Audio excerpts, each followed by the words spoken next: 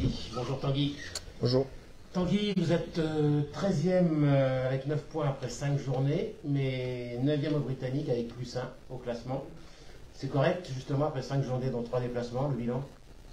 C'est le match de Dax qui nous plombe ce qu'on s'était fixé en termes d'objectifs.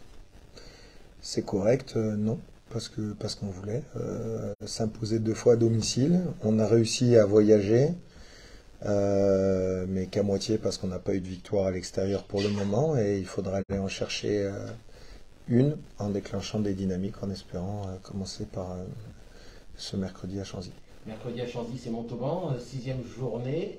C'est un match charnière parce qu'on va remettre un peu les pendules à l'heure pour tout le monde. 3 matchs à la maison, 3 matchs à l'extérieur. C'est l'occasion de basculer sur la première moitié de tableau.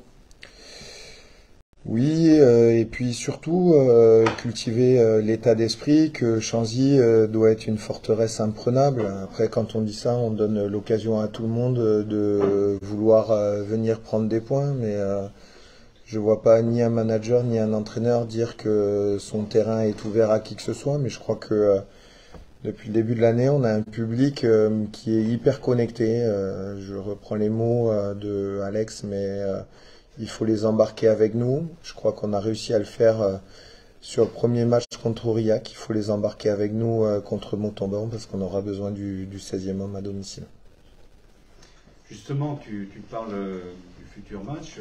On peut constater que lorsqu'une équipe qui vient à un bon buteur, la proposition que vous faites de faute pendant la première mi-temps et la deuxième mi-temps, c'était contre Dax, permet justement à ce buteur de se mettre en avant.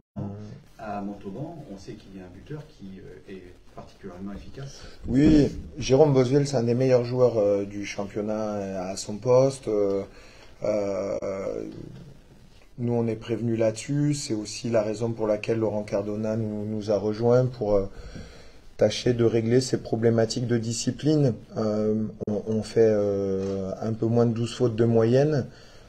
C'est pas les standards sur lesquels on était non plus l'année dernière. On a vécu des matchs à 22 fautes, 23 fautes. C'est le double de ce qu'on fait aujourd'hui. Donc ça d'abord, c'est à souligner. On sait que Laurent rentre dans les détails très précis sur les attentes et prépare à partir d'aujourd'hui d'ailleurs avec Mathieu Noirot le match à venir pour passer les focus. C'est où est-ce qu'on fait les fautes qui posent problème et celles qui sont totalement inutiles qu'il faut gommer. C'est le discours que tu tenais au mois de janvier l'année dernière avant que Laurent arrive, exactement. Oui, mais la discipline, c'est un des facteurs incontournables de la performance. Mais la discipline, c'est rester connecté au projet, c'est respecter la chronologie du match, savoir rester la tête froide pour éviter ces fautes stupides, mais aussi ces erreurs dans le jeu courant. Des transitions, parfois on n'est pas pénalisé, on a fait une erreur dans notre projet, on est sanctionné par un essai, par une pénalité à suivre. Donc voilà, nous deux rester connectés ensemble par rapport au projet qui est proposé. Tanguy, je sais que tu es très attentif aux statistiques. Je suis allé faire un petit tour sur Obstat avant la conférence de presse. J'ai noté quelques infos, tu me dis ce que tu en penses. Vous êtes 7e au niveau des touches gagnées, 2e au niveau des touches volées, ce qui était déjà un peu le cas en fin de saison dernière. Paradoxalement, on a l'impression que ces quelques touches perdues, elles vous coûtent cher parce qu'elles sont souvent en zone de marque. Quoi. Alors, c'est pas celle en zone de marque, c'est celle dans l'entrejeu qui nous coûte le plus. 45% de nos ballons, tu vois la statistique, 45% de nos ballons sur le lancement dans l'entrejeu, 35 mètres, sont perdus ou on lance pas le jeu à cause en fait des touches. Mais tu l'as dit, c'est intéressant de souligner le fait qu'en fait on est quand même 7e en termes de gains. C'est aussi cultiver chez les spectateurs le fait que c'est pas possible, on est pris par l'émotion, ils ont perdu un ballon important. Il semblerait que d'autres équipes en perdent beaucoup plus que nous. Et c'est vrai qu'en regardant les matchs, parfois je me dis mais comment ils ont pu en perdre autant. Donc 7e, ça me convient pas du tout.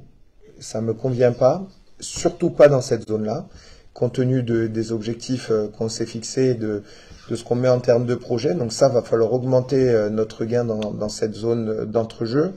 Ensuite, cultiver notre défense, aussi bien en touche qu'en mêlée, dans le jeu courant, c'est le socle du projet et je suis satisfait, comme a pu le souligner Alex, le fait qu'on reste connecté à ça. Donc ça, c'est une hyper compétence qu'il faudra maintenir, mais c'est relatif à 5 matchs. La performance, on dit qu'elle est durable, donc voyons ce qui se passe dans l'avenir. 11e sur les zones d'Europe aussi, c'est insuffisant.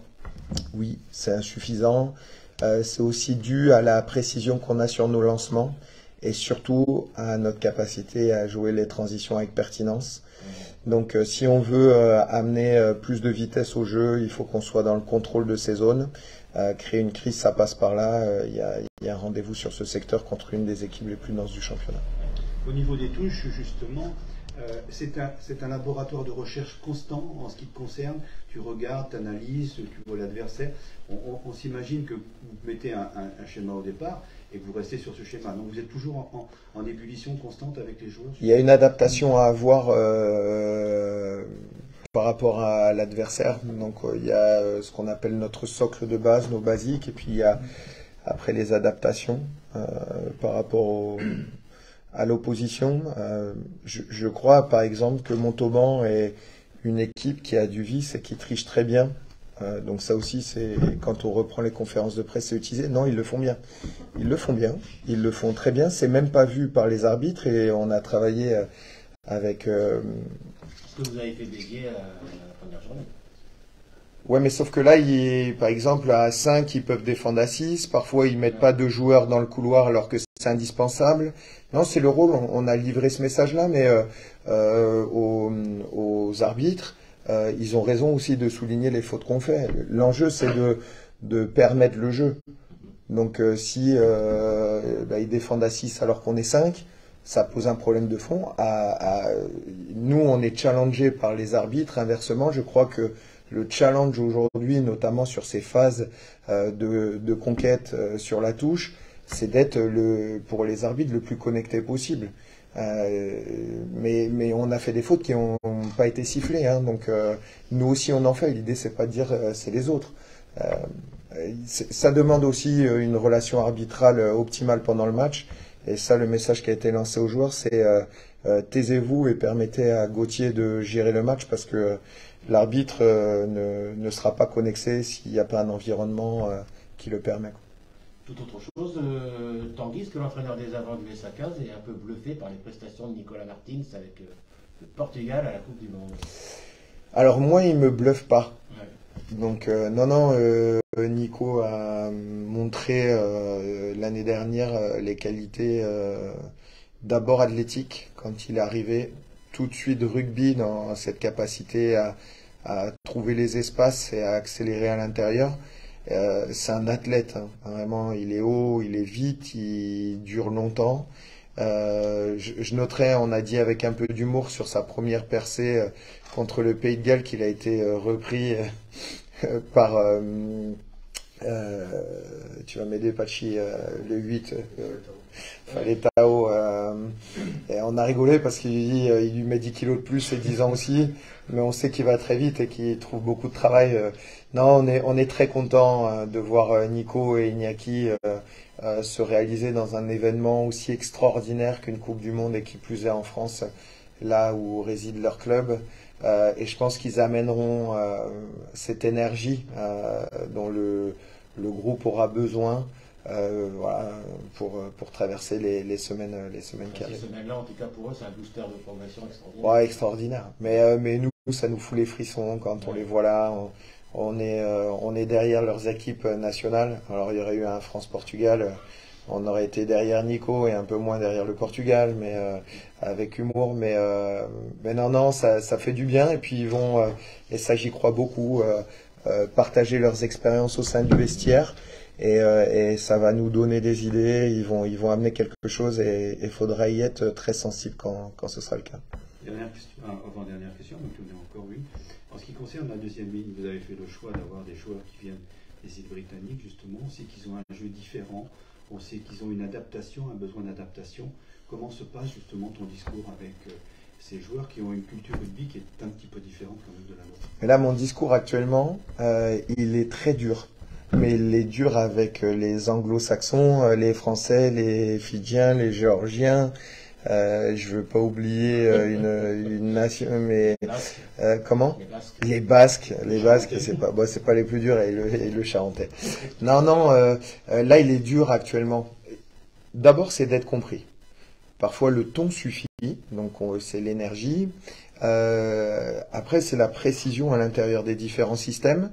D'abord, Will Spencer est un joueur, pour celui qui arrive, de haut niveau, qui a connu le très haut niveau, qui fait partie des présélections de l'équipe d'Angleterre. Donc, c'est un joueur expérimenté qui a une capacité d'adaptation et donc de transition importante. Il questionne, donc ça, c'est une de leurs forces. Matt Dalton est plus jeune, mais il a aussi connu la première chip, avec un mode de fonctionnement chez les Anglais où l'attache, c'est l'attache, et on sort pas du système.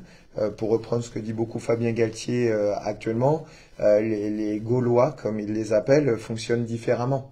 Donc l'enjeu, c'est quand même d'amener l'ensemble de ces joueurs à se connecter. Et là, il y a un discours qui est commun, parce que je considère qu'actuellement, on est trop fragile sur tout ce qui est lié au combat collectif. Donc on peut le dire et l'assumer, on travaille pour le régler. Que les équipes viennent nous chercher sur les secteurs, je l'entends. On contre, mais après sur les défenses de tank, on n'est pas toujours assez solide. On a des mêlées, parfois on est compact, d'autres fois on ne l'est pas. Le dire publiquement, c'est aussi assumer collectivement là où on a envie d'aller. Et je peux vous assurer que le message est passé à la fois aux joueurs et en interne, qu'il va falloir être compact et compact. Thank you. Voilà. Dernière petite chose, Tanguy, tu as été paparazzé par nos espions à l'entraînement de la Couronne. Oui. 2000 heures en Cardona. C'est une nouvelle carrière de joueur que tu entames? Je ne sais pas si c'est une nouvelle carrière de joueur que j'entame. En fait, d'abord, il y a la santé, le sport santé. Je vais faire la pub de tous les clubs et du projet de la fédération que j'ai connu. Je crois que le rugby permet sous toutes ses formes, que ce soit le rugby à 5, en passant du baby rugby, en étant de tout le rugby appartient à ceux qui le pratiquent et la part du monde professionnel ne représente que 0,1% de la population rugbystique. Donc nous, on est un cas un peu isolé. Le fait est que ça m'emmerde de courir sans ballon et moi les footings ça me fait chier et donc en fait courir avec des mecs qui aiment le ballon ovale comme moi, le partager dans un autre environnement que celui du SA15 c'est chouette. Et j'ai été très bien reçu par les copains de la Couronne. Ils m'ont dit mais tu peux prendre ça en entraîneur. Non, moi quand je suis à la Couronne il n'y a rien, je suis pas entraîneur, j'ai même envie de jouer 3/4 centre. Donc j'ai pas envie d'être avant, j'ai envie de changer. Donc voilà. Donc tu vois, ça fait rigoler Pachi Bidar, mais j'espère que je sais. J'ai une physique un peu de 3/4 centre néo-zélandais. Voilà. Exactement, je suis juste plus petit que lui. Voilà. Mais je vois pas trop ce qui diffère. Ouais, non, mais c'est parce que j'ai joué 3/4 centre et c'est vrai que, bien que j'ai eu Jean-Jacques Pichot qui était aussi très... Mais attends, bien sûr. Donc on est dans une lignée de physique un peu... Non, mais voilà, franchement, on salue les collègues aussi. Il y a Souti, Jean-Henri que tu as reçu et Victor ainsi que à la Couronne pour leur début de saison parce que la Couronne a gagné hier. L'UBJ a fait plutôt un bon début de saison malgré le faux pas, on les suit et voilà, on est content de partager avec eux. Alex est grandement déplacé sur l'ensemble du territoire parce qu'on a besoin de tous les clubs pour exister et nous de profiter aussi de ce qu'ils sont et des dynamiques qu'ils emmènent autour de nous. Donc, nouveau départ. On envisage un retour à la compétition quand même de ta part? Exactement. Je dis pas quand parce que mais si dès ce week-end je sens que l'épaule commence à me chauffer un petit peu, j'hésiterai pas à signer ma licence rapidement. Voilà. On va surveiller ça quand tu t'en dis. Avec plaisir.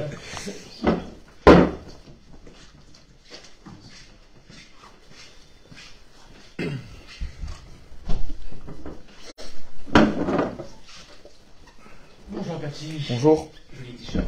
Merci. On a vu sur les réseaux sociaux du club que vous avez effectué une matinée de cohésion dans la vallée de Vervienne. Il n'y a pas longtemps, la semaine passée je crois. En quoi ça consistait? C'était quoi l'utilité? Alors, comme son nom l'indique, c'est de se retrouver dans la collision. Et je pense que c'était bien aussi de se retrouver dans un domaine hors rugby. On n'a pas touché un ballon de la journée, on a fait le tour d'Angoulême, on a visité des lieux qu'on voyait pas forcément. La cohésion, ben, je pense que c'est la base de notre sport. Et toutes les. Physique un peu? Ouais, c'était physique, mais c'était aussi ludique. Ça, c'était plutôt bien. C'était vraiment une bonne journée et je pense qu'on s'est retrouvé là-dessus. Vous avez enchaîné 6 semaines de compète, puisqu'il y avait le match de prépa contre Montauban les 5 premières journées. Ça faisait du bien aussi de couper là sur cette quinzaine? Oui, bah, c'est ça. On a eu 5 jours de repos complet. Ensuite, on a repris cette semaine, enfin la semaine dernière pour bien remettre la machine en route. Mais c'est sûr que ça fait forcément du bien de changer un petit peu d'air. Et là, on est revenu pour bien s'entraîner pour gagner Montauban. Vous avez un calendrier un peu particulier. Là, il y a un match, il y a encore une coupure. Il y a 2 matchs, il y a encore une coupure. Des matchs en milieu de semaine, ce qui n'est pas le cas d'habitude. Ça change des choses, c'est particulier dans l'approche ou pas du tout? Non, je pense pas. Parce que nous, on a plutôt envie de prendre les matchs les uns après les autres. Donc là, on s'est coché Montauban. Le reste, on verra après. On s'est bien préparé cette semaine pour jouer Montauban. Et le reste, on verra. Talonneur aujourd'hui dispute souvent une première mi-temps et est remplacé à peu près à la 50e. Comment tu te prépares justement? Parce que est-ce que tu te mets tout de suite dans le rouge quand tu es titulaire, ou est-ce que tu te mets dans le rouge en t'échauffant pour rentrer à la 50e? Parce qu'il faut tout de suite que vous soyez dans le rythme et dans le match. Oui, c'est sûr, il faut être prêt de suite. Quand on est titulaire, on s'échauffe avec l'équipe normalement. On aime bien se mettre dans le rouge pour être prêt lors du coup d'envoi. Et quand on est remplaçant, après, c'est le prépa physique qui s'occupe de l'échauffement, mais c'est sûr qu'il faut être prêt d'entrer parce qu'on peut rentrer sur une touche importante ou sur une mêlée importante. Le talonneur, il a un rôle important. Mais oui, c'est sûr, il faut être prêt de suite. C'est pour ça que on aime bien se mettre dans le match quelques heures avant pour bien être prêt. Et tu sais justement quand tu rentres que tu dois apporter ce supplément d'âme, surtout quand tu rentres en deuxième mi-temps, puisqu'on attend beaucoup aujourd'hui des finishers. Oui, c'est ça. C'est vrai qu'on parle plus trop de remplaçants, on parle plutôt de finisseurs. On sait par le passé que nos remplaçants à nous ont souvent fait gagner des matchs. On est revenu de très loin lors de certains matchs. Voilà, maintenant ce qu'il faut, c'est trouver l'équilibre. C'est les 15 qui commencent à faire une très bonne entame et les 15 et le reste qui finit, bien finir le match. Mais c'est sûr que quand on est finisseur, on rentre, parfois on sait pas trop combien de temps on va rentrer, si c'est 30, 20, 10 minutes. Même si c'est 2 minutes, il faut rentrer et faire sa tâche à fond et être prêt. Pachi, vous allez jouer Montauban mercredi soir. Vous les avez joués il y a 1 mois et demi à Sapiac en match de prépa. C'est encore frais, mais ça peut peser sur ce match où franchement tout le monde est déjà passé à autre chose, tout a changé? Non, ça n'a pas changé. On se souvient forcément de ce match de préparation. On avait fait une première mi-temps qui était vraiment catastrophique. On s'était bien rattrapé sur la deuxième mi-temps. Sur la première mi-temps, on n'avait pas existé, notamment sur la mêlée, sur la touche, ça avait été compliqué aussi, même dans le jeu courant, dans la réactivité. Là, face à une équipe comme Montauban qui vient avec des intentions, il va falloir qu'on soit dur et dans le combat d'entrée. Est-ce que tu crois que vous leur avez donné des intentions parce que le match de Dax, il y a eu ce match nul? Tu crois que ça aurait été différent si vous aviez écrasé Dax? Je ne sais pas si ça aurait été différent, mais c'est sûr que le fait qu'on ait été fragile à domicile contre Dax, ça peut leur donner des envies. Maintenant, c'est à nous de répondre présent et de remettre les pendules à l'heure. Et vous devez une petite revanche à votre public de Chanzy après le match de Dax? Oui, c'est ça. C'est qu'on avait fait un bon match contre Aurillac. On a la chance que le public soit vraiment présent avec nous cette année et même l'an dernier. Quand on est à domicile, il faut qu'on donne tout. On n'a pas le droit de pas combattre. C'est vraiment la base. C'est la base du discours de Alex aussi. Et même nous, ça nous guide. On est obligé de combattre et de répondre présent dans l'intensité, mais aussi dans la stratégie. On a une stratégie qui est mise en place. Il ne faut pas qu'on y déroge. Et je pense que si on allie le combat, l'intensité et la stratégie, on a toutes les clés en main pour gagner. Tu vis dans une famille de rugby. Est-ce que le débrief de temps en temps de papa est dur avec toi ou est-ce qu'il est toujours bienveillant? Je pense qu'il est à la fois dur et à la fois bienveillant. Il sait me féliciter quand c'est bien, mais il trouve aussi les bons mots pour me dire quand il faut que que j'améliore des choses. On discute parfois sur le rôle du talonneur, parce qu'il joue talonneur, tout ça, mais bon, c'était à une autre époque. Mais je pense que d'avoir cet œil-là, ça m'aide beaucoup. Mais oui, il est à la fois bienveillant et dur, c'est bien pour moi. Merci Pachi. Merci.